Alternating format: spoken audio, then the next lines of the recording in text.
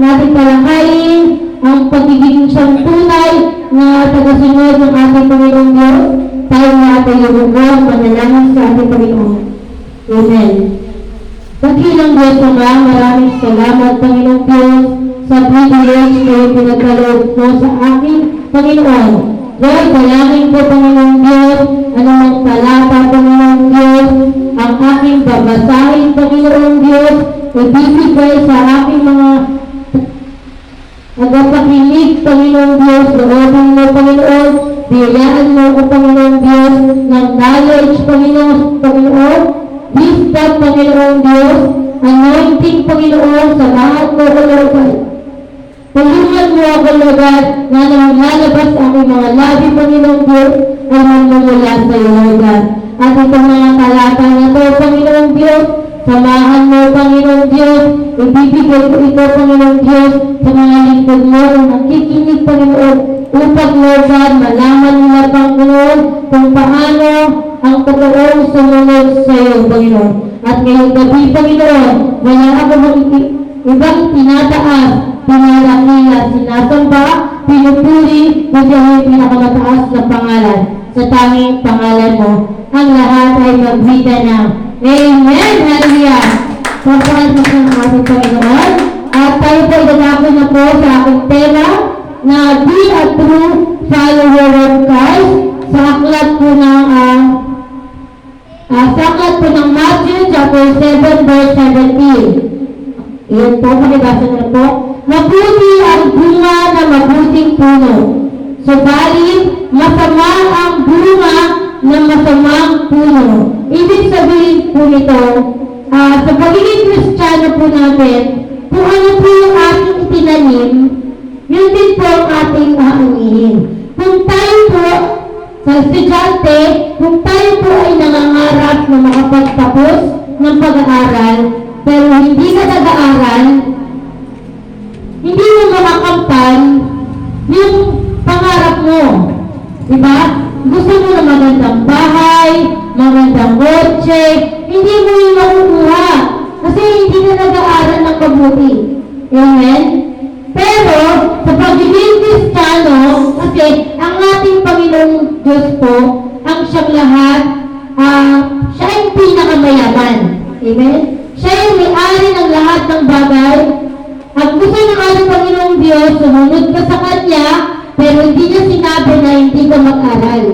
Amen? Sumunod ka sa ating Panginoong Diyos, gawin mo yung pinag-uutos niya, kung ano yung tama, yun ang gawin mo. Amen? Number 1, next. How to distinguish true and false followers of Christ, especially in this time of the end. Paano daw makikita ang pagkakaiba ng tunay at ng huwad ng mga tagasunod ni Kristo, lalo na sa panahon ito ng pagliliglidan? Amen? Di ba po nakaranas tayo noon ng pandemic? Diba? Ang pandemic po, bawal tayong lumabas. Amen? Hindi po tayo makalabas. So, minsan, sumusunod tayo sa batas para pumunta sa palengke. Minsan, magpapaload tayo. Amen? Pero, ang sinasabi dito, bakit hindi tayo makatawid patungo sa gawain ng ating Panginoon? At kung kaya naman palang pumunta sa malayong lugar. Amen? Ang ibig ko po sabihin dito, makikita po ba, paano ba natin makikita ang pagkakaiba ng tunay na disciple, tunay na lingkod, tunay na Kristiyano sa huwad na Kristiyano. Amen? Next, Jesus said that the difference between his promised servant and his true followers is seen in their fruitage. Nakikita daw po ang isang pagiging mabuting Kristiyano kung meron po tayong bunga. Meron po ba tayong bunga?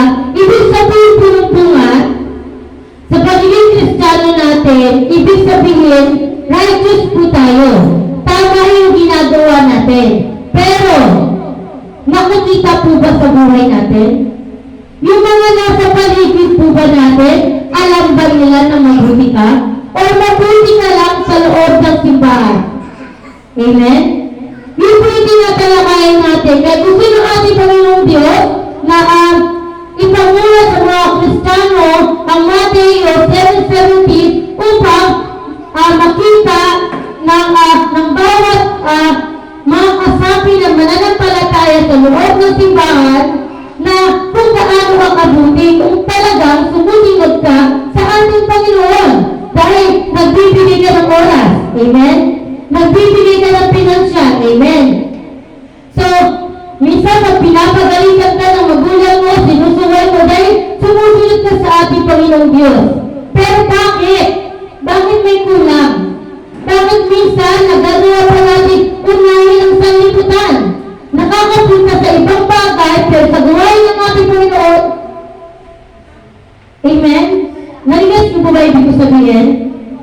Nakakapunta tayo sa mga bagay na mga sanlibutan, pero sa gawain ng ating Panginoong Diyos, tinataluin mo na bawal. Kahit kaya mo naman gawin. Amen? Jesus said that the difference between his brother's servant and his true followers is seen in their fruitage, in their teaching, and in their conduct. Ibig sabihin, sa pagiging totoong Kristiyano na mabuting tagasunod, kahit sa pananalita lang makikita na. Amen? Minsan, kasi the rest puro kabataan. Amen? Tayo po ay naglilingkod sa ating Panginoon. Amen?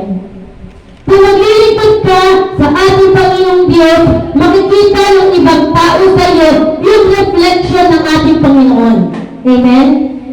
Taong simbahan ka, pero hindi makita sa buhay mo yung reflection ng ating Panginoon.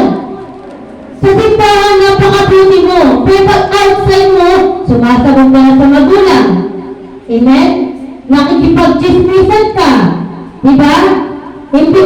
Pag yung katabi mo may problema, imbis na pagaanin mo, lalong bibigyan mo ng kabinatan. Sa bawat Kristiyano, importante ang magtulungan. Amen? Lagi po ang bibig ng ating Panginoong Diyos na lagi magtulungan. Huwag natin sayangin ang pagkakataon na bigay ng ating Panginoong Diyos dahil sa kasalanan na meron tayo nagbuwis ng buhay ang ating Panginoon. Amen? Hindi ba tayo na-alarm sa atin pag once na nagkamali tayo? O kaya sumagot tayo sa ating magulang? Amen? Hindi ba natin na-alarm na kung gaano kabuti ang ating Panginoong Diyos na dahil sa kasalanan na ating nagawa, ng ating mga dumuno, ang ating Panginoong Diyos, amen, napako sa krus. Tumanas ang napakahirap na halos yung mga dugo kung napanood niyo po yung Passion of the Christ, di ba? Sa umpisang panood mo, mapapaiyak ka. Dahil makikita mo, Lord, sorry. Dahil sa aking kasalanan, amen, nandyan ka ngayon. Pero hindi. Nagagalak pa rin ang ating Panginoong Diyos. Kasi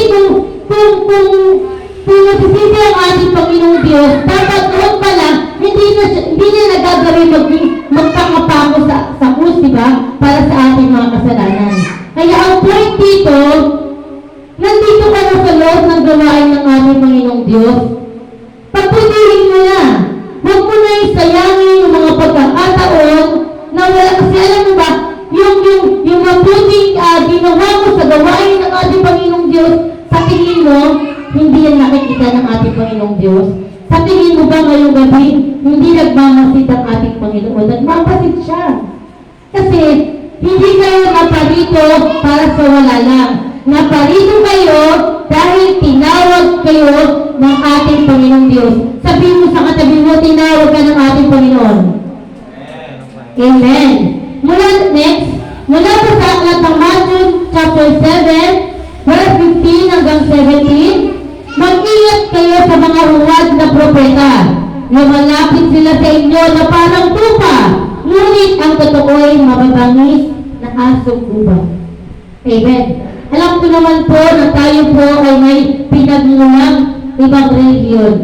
Hindi ko sinasabi na tayo ang tama, sila ang mali. Ang ibig kong sabihin, ikaw ng Kristiyano, magsiyasat ka.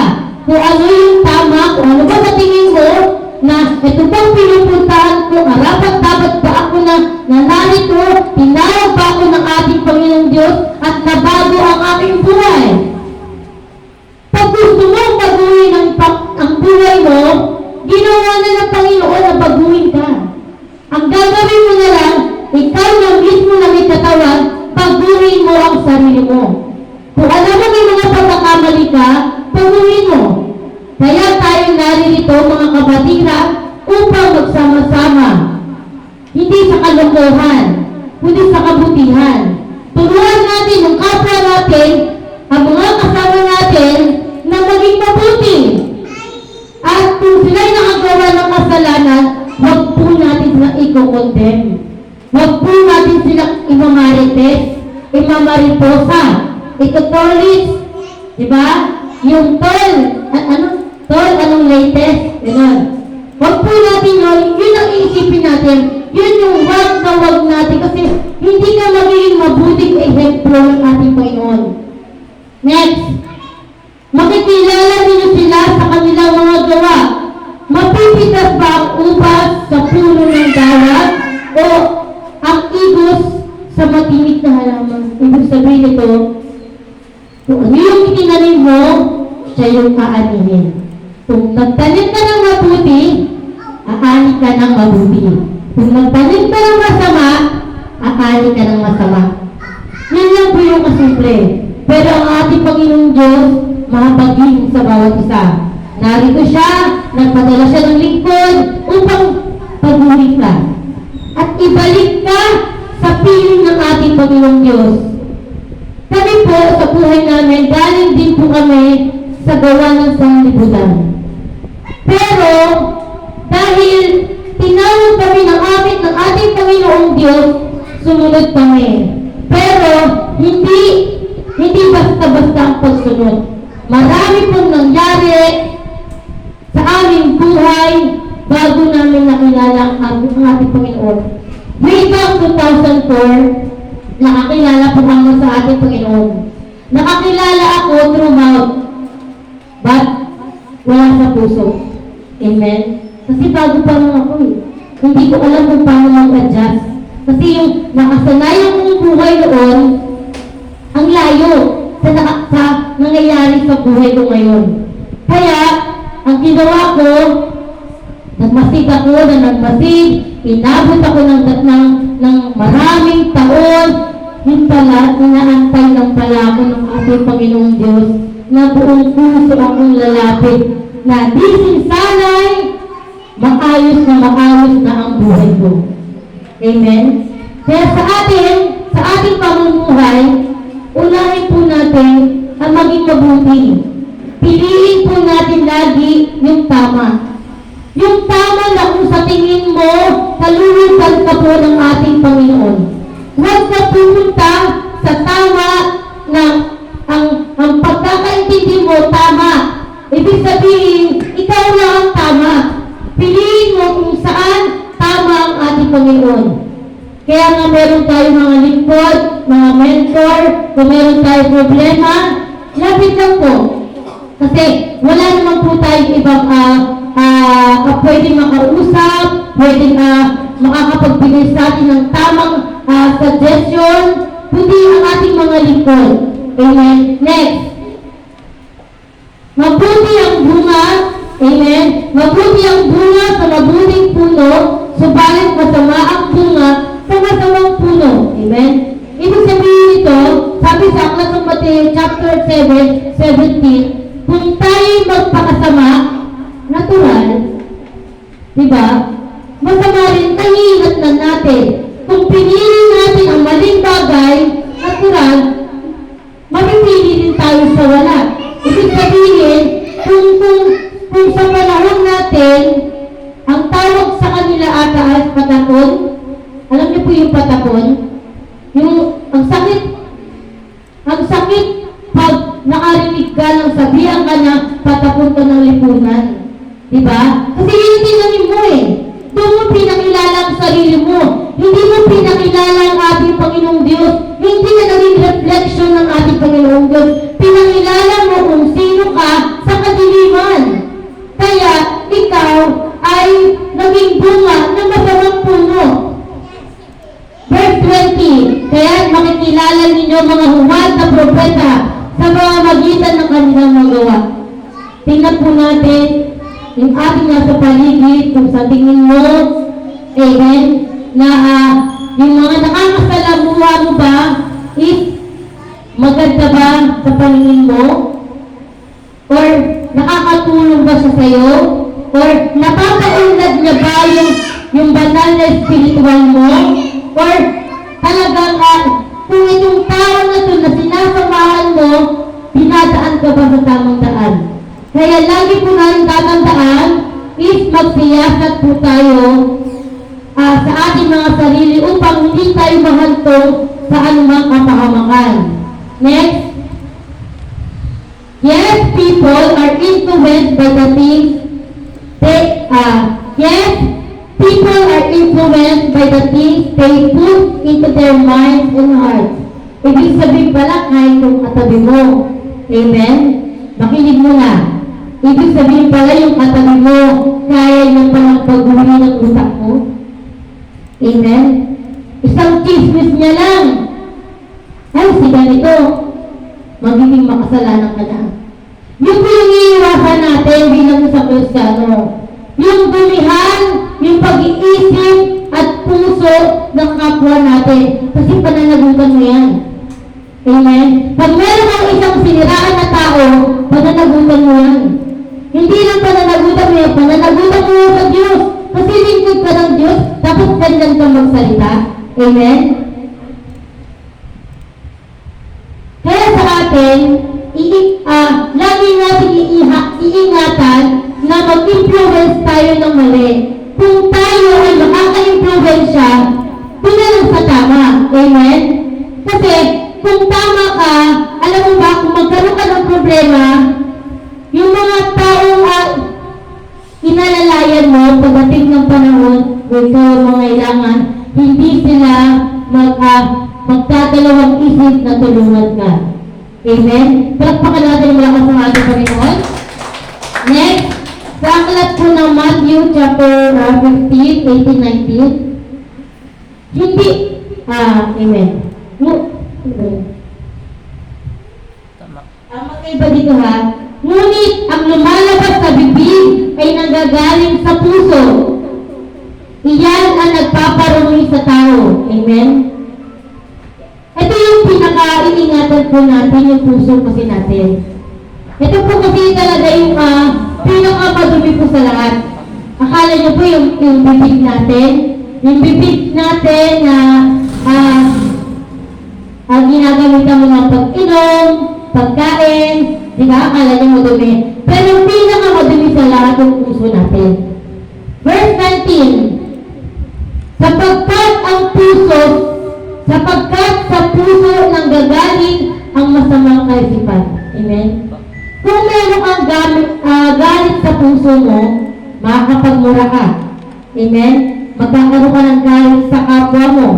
Amen?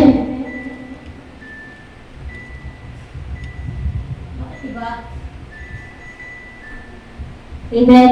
Sapagkat sa puso nang gagaling ang masamang kaisipan, pag pumatay na ng tao, amen? Di ba sa puso nito? Kasi may nanakit ka eh.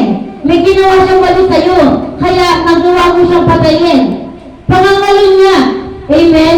Ito yung lust of flesh na tinatawag dito na minsan, pangangalin niya at pakikiapid. Ito po yung madalas po kasi sa panahon natin kayo, ang mga tao kasi ngayon is very liberated person. So, iniisip kasi nila na ito ako. Pero hindi. Pwede ka pang baguhin ng ating Panginoong Diyos. Linisin mo yung puso mo. Dahil inaantay ka lang ng ating Panginoon na lumapit ka sa Kanya. At pag lumapit ka sa Kanya, sisiguraduhin ko sa iyo na hindi ka magsisisi. Amen? Bakpakan natin na malakas ang ating Panginoon. Isa pa, pagnanakaw. din po yan sa emotion natin. Pag tayo ay nagnakaw, ibig sabihin, kulang yung financial natin sa pamilya. Amen? Kasi, sa panahon natin, pag mahirap ka tapos, may mga anak ka na parang gusto, masunod ang luho. Paano naman yung mga magulang? Na anak, ito yung kaya mo. Diba? Tapos, pipilitin mo yung magulang mo na maibigay lahat ang gusto yung gusto mo. Maibigay na lahat yung gusto mo. Pero kahit nahihirapan na ang inyong mga magulang, amen, ipinibigay pa rin. Kaya minsan, dahil sa emotional nila, maibigay lang ang mga gusto nyo, nakakaisip po sila magnakaw. Diba? Nakakaiyak ng isipin na wala po dito yan na may mga kabataan na pinaforce nila ang kanilang mga magulang para magbigay ang gusto nila. Hindi nila alam ang mga magulang nila dahil sa mga kagustuhan nila, pwede na sila magnakaw. Amen? Pero sa atin, sa pagiging Kristiyano natin, hindi natin tinotolerate, lalo sa mga kabataan, yung mga ganyan mga principles. Hindi natin tinotolerate yan kasi tayo dito, lalakad tayo ng matuwid patungo sa ating Panginoong Diyos. Amen? Bakpakan natin malakas ang ating Panginoon. At higit sa lahat, iiwasan po natin yung pagiging saksi para sa mga kasinungalingan at paninirang puri. Amen? Kung tayo ay nakasaksi sa isang bagay, at itatago mo yung katotohanan, kung sa'yo manggaling yun, napakasakit, di ba? Sasabihin mo, magsabi ka naman ng totoo. Ilabas mo kung ano yung totoo, huwag mo akong siraan. Amen? Kaya nga dito, yun ang pinaka-ayaw ng ating Panginoong Diyos, yung lahat na binanggit ko yung masama kaisipan, pagpatay, pangangalunya, pakikiapid, pagnanakaw, pagiging saksi para sa kasinungalingan, at paninirang puri. Dahil po, hindi po yung nakakalubog sa paningin po ng ating Panginoon. Pilitin natin na yung pagiging Kristiyano natin, ipaglaban natin yung pagiging Kristiyano natin na hindi masayang. Kasi yung regalo ng ating Panginoong Diyos, nandito na. Dahil sa pagpapagal mo, dahil sa lahat ng ginagawang mabuti, isang kasalanan na ang gagawin mo, nauudlot yung pagpapala po ng ating Panginoon. Amen? Kaya lagi natin maging mag-ingat tayo sa lahat ng bagay, mag-ingat tayo sa ating pagkilos, sa pananalita, especially sa mga kabataan. Kung di naman maganda ang sasabihin, tumahimik na lamang. Amen? Kung di magandang sasabihin, tumahimik na lamang upang hindi makasakit ng kapwa kabataan o kapwa mananampalataya. Pagkus tayo pong lahat ay magpalakasan kasama po ng ating Panginoon. Palakpakan natin ng malakas ang ating Panginoon. Amen? Next. Those who are taught falsehood produce worthless footage. While those who are taught the truth about God produce fine fruit. Ibig sabihin ito, amen, ang mga tinuruan ng kasinungalingan ay nagluluwal ng walang kabuluhan.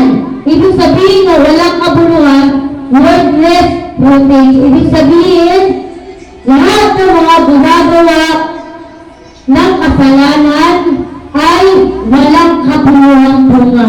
Ibig sabihin na walang kabuluhang bunga, hindi kayo pinalulugdan ng ating Panginoon. Amen? Hindi kayo pinalulugdan ng ating Panginoon dahil mali yung ginawa nyo, mali yung itinanim nyo. Sa tingin nyo ba, pag nagtanim kayo ng masama, aanit kayo ng mabuti, syempre, aanitin kayo ng masama. Amen? Samantalang ang mga tinuruan ng katotohanan tungkol sa Diyos ay naglulungan naman ng mainam na bunga. Amen? Yung pagpapagal po natin, yung pag-aral po natin, yung pag-uupo po natin, kinalulugdan na po yan ng ating Panginoong Diyos. Yung 2 oras na nakaupo, di ba pag nasa bahay tayo, makaupo lang tayo, tatayo agad tayo. Kasi marami tayong gusto gawin. Pero yung sakripisyo mo na tumalo sa gawain ng ating Panginoong Diyos, yun po yung tinitingnan ng ating Panginoong Diyos. Dahil alam po ng ating Panginoong Diyos na meron kayong ginagawa sa inyong mga tahanan. Napaka-busy niyo po. Pero, inuuna niyo po yung gawain ng ating Panginoong Diyos. Kaya po, lahat ng mga itinanim niyo, kayo din po ang mag-aani niyan. Dahil ang Panginoong Diyos, hindi po siya nagpapabaya, hindi po siya natungkulang. Kung ano yung kailangan niyo sa ating Panginoon, ibibigay po yan ng ating Panginoon. Palakpakan natin ng malakas sa ating Panginoon.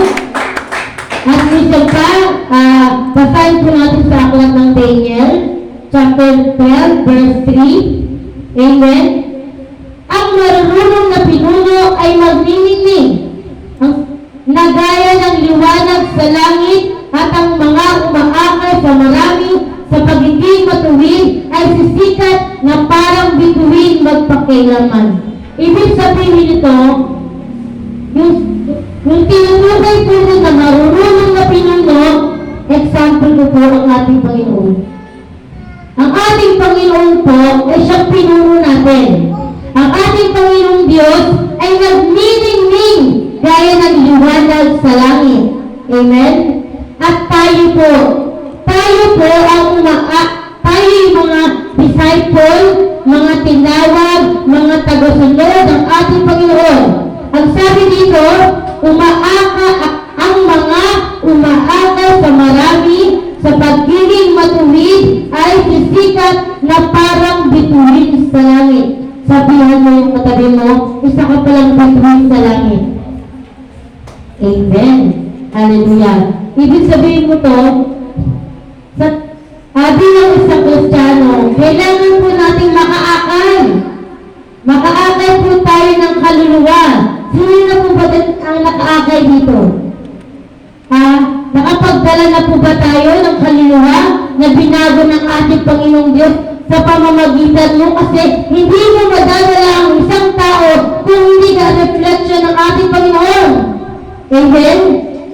Tingin mo ba sa sarili mo, ngayon, sinasabi mo, kung reflection ka ba ng ating Panginoon? Amen. Kung reflection ka ng ating Panginoong Diyos, bilang tagasunod, gumawa po tayo.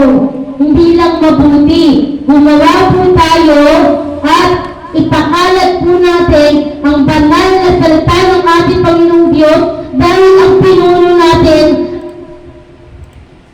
yung pinuno po natin, ang ating Panginoong Diyos, ay nagniningning na gaya ng liwanag sa langit. At dahil ang pinuno natin ay maningning, ikaw na tagapaglingkod niya ay isa kang sisikat na parang bituin magpakailanman. Palakpakan natin malakas ang ating Panginoon. Verse 10, hallelujah. Daniel chapter 12, verse 10, marami ang dadalisayin. Amen. Pinasok po natin yung pagiging Kristiyano. Hindi po mawawala yung pagdadalisay. Hindi porket pumasok ka na sa grupo ng born again, is ligtas ka na. Amen? Pumasok ka sa grupo, sa ganitong fellowship, nakikita ka ng Lord. Kaya antayin po natin na meron pong pagdalisay sa bawat isa. Ibig sabihin po ng pagdalisay, amen, makakaranas po tayo ng mga kabigatian. Makakaranas tayo ng mga paglalaban, pag-uusig, at titiyakin ko po na mapagtatagumpayan natin yun kung ikaw talaga ay kay Kristo. Kung meron tayong problema na pinagdaraanan at hindi mo na-convince ng ating Panginoong Diyos at natalo ka, masasabi mo kaya na anak ka ng ating Panginoon? At kung tayo ay nakakaranas sa pagdalisay, ibig sabihin, anak po tayo ng ating Panginoon. Dahil pag tayo ay nagkakamali,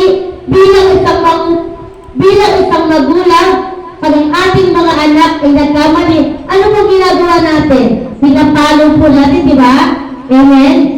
Ako yung anak ko talaga, pag nagkamali yan, talaga alam nila, stricto talaga ako kahit sa kanila. Kahit yung bata pa yan, hindi po yan lumalabas. Ang bahay namin sa Silverio, nasa 2nd floor. Lumaki siya, hanggang sa nagkasunog po, hindi siya lumalabas.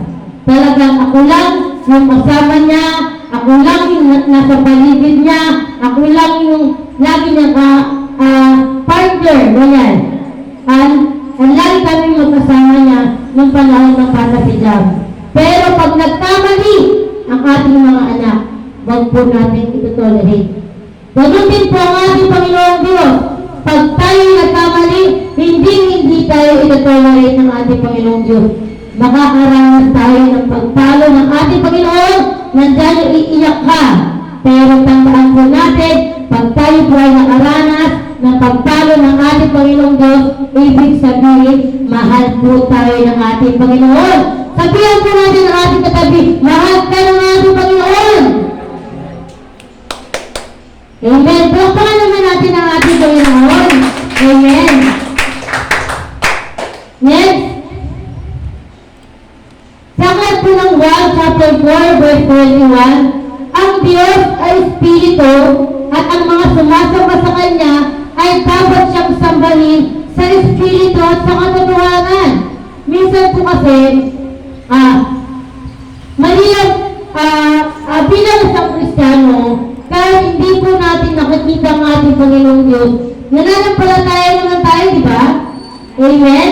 Kahit hindi natin nakikita ang ating Panginoong Diyos, ramdam natin yung Espiritu ng ating Panginoong Diyos kasi lagi na tayong ginagabayan. Lagi tayong nananalangin, Lord, bigyan po kami ng makakain. Ingatan mo po ang aking asawa. Lord, may exam kami, tulungan mo ako ng makapasa.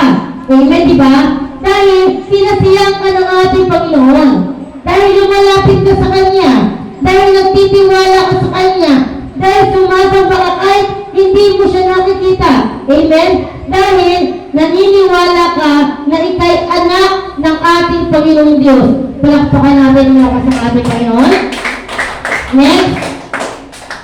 Sa aklat po ng Timoteo chapter 3 verse 1 to 5, verse 1, dapat mong malaman na sa mga huling araw ay darating ang mga panahong kaguluhan. Tayo po ay pinaghahanda na. Sabi ko sa aklat ng Timoteo, kung makaranas po tayo ng mga kaguluhan sa mundo, epidemya, pagalintol, amen, tag-ulan, wag po lang tayong mangamba. Amen? Lagi po tayo maging malakas. Lagi po natin isipin na kasama po natin ang ating Panginoon.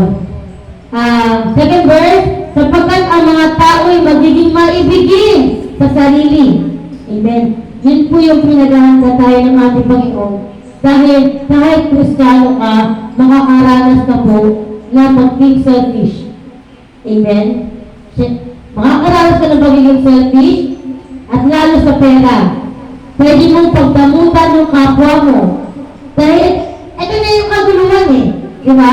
Dahil sinisecure mo yung family mo. Sinisecure mo yung sarili mo.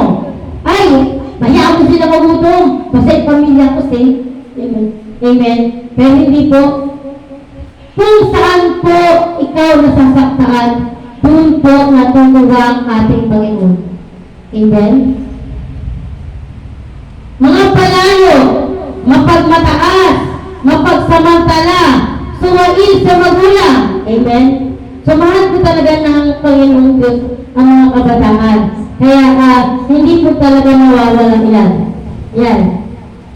Nandiyan po yan. Sapagkat ang mga tao ay magiging maibigin sa sarili, maibigin sa salapi, palalo, mapagmataas, mapagsamantala, suwain sa magulang, walang utang na loob, at lapastangan sa Diyos. Lahat po yan ay mararanasan natin sa pagdating ng mga kaguluhan.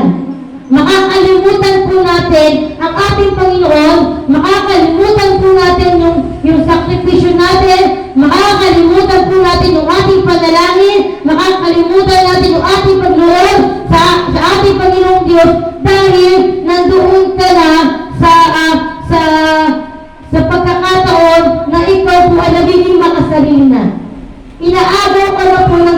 sanlibutan sa Panginoon.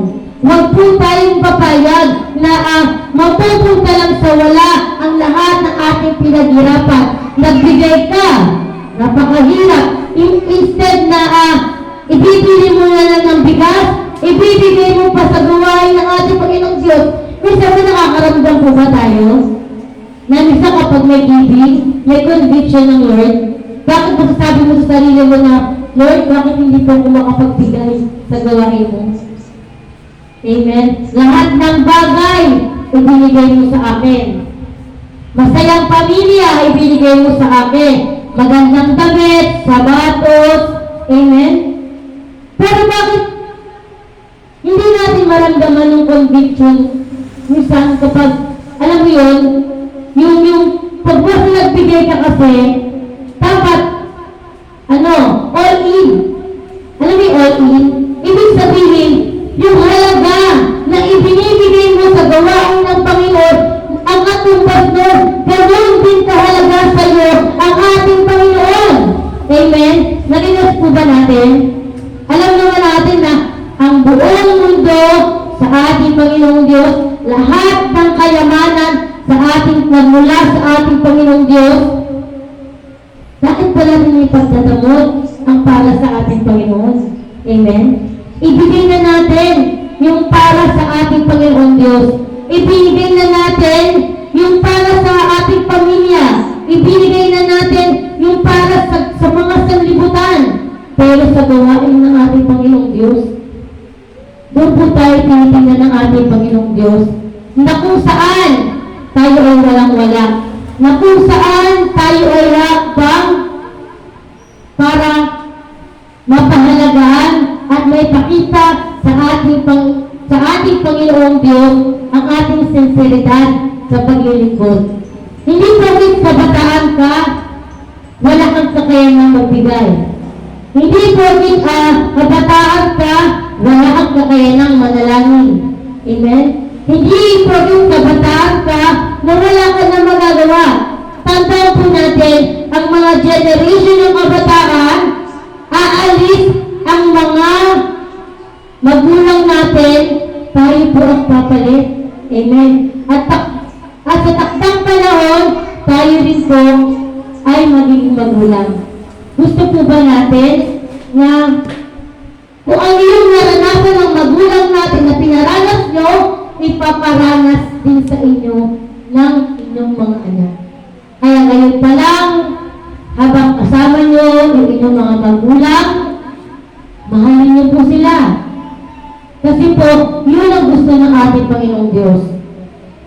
Ang Panginoon, ang gusto niya, ang lahat ng tagasunod niya is matuwid na lumalakad patungo sa Kanya. Ibig sabihin, lahat ng ginagawa mo, kinalulugdan ng ating Panginoon. Palakpakan natin ng malakas ng ating Panginoon. Amen? Sila'y magiging mga taksil, padalos-dalos, mayayabang, maibigin sa kalayawan, sa halip na maibigin sa Diyos. Minsan, inuuna pa natin yung gawa ng sanlibutan. Amen? Instead na nasa gawain ka ng ating Panginoong Diyos, nandun ka sa pasyalan. Diba? Araw ng linggo, nagpaalam ka, pastor, may binyag. Amen? Kahit na po ba sabihin natin na minsan lang to, pero binago ka na ng ating Panginoon. Amen? Ang gusto ng ating Panginoong Diyos, na lagi kang nasa tahanan ng ating Panginoong Diyos. Kaya ang gusto ng ating Panginoong Diyos, hindi niya kasi tinatanggap. Ang tao, tatanggapin niya kung ano yung reason mo. Pero sa ating Panginoong Diyos, hindi po siya tumatanggap kung hindi para sa kanyang ikaluluwang hati. Amen? Kaya, lagi po natin isipin ang isang mabuting tagasunod kung ano yung nais ng ating Panginoong Diyos, yun po ang ating gagawin. Amen? Next, they strive to imitate Christ's qualities. Amen? Sinisikap daw natin matularan ang mga katangian ng Kristo. Sinisikap po ba natin na ang mga katangian ng ating Panginoong Diyos ay mapa sa atin. Ibig sabihin, magkaroon tayo ng reflection. Maging katulad tayo ng ating Panginoong Diyos sa pagsunod sa Kanya. Siya kasi Diyos na eh. Diyos na siya. Pero, sinunod niya pa rin ang kanyang Ama. Amen? Next. But, what about us as individual? Kamusta naman daw tayo bilang isang mananampalataya? Sa tingin ba natin, tayo po ba ay nakakasunod sa pagiging Kristiyano? Tayo ba ay nakakasunod? Tayo ba ay tama ang ginagawa natin? Amen? Next. As you consider the five identifying mark of true Christian, minsan tanongin daw natin ang ating sarili. Habang isinasang-alang-alang mo ang mga pagkakakilanlan ng isang tunay na Kristiyano, siyasatin po natin ang ating sarili, magtanong po tayo sa ating sarili kung sa tingin mo, pinalulugdan ka ba ng ating Panginoon? Kung sa tingin mo, yung mga ginagawa mo, tama ba sa paningin ng ating Panginoong Diyos? Do my conduct and teachings harmonize with God's Word? Does my conduct attract others to the truth? Kaayon-ayon ba ng salita ng Diyos ang aking mga gawa at mga itinuturo? Naaakit ba ang iba sa katotohanan dahil sa aking gawa? Amen? Bilang isang Kristiyano, sa tingin mo ba, maayos ba yung ginagawa mo?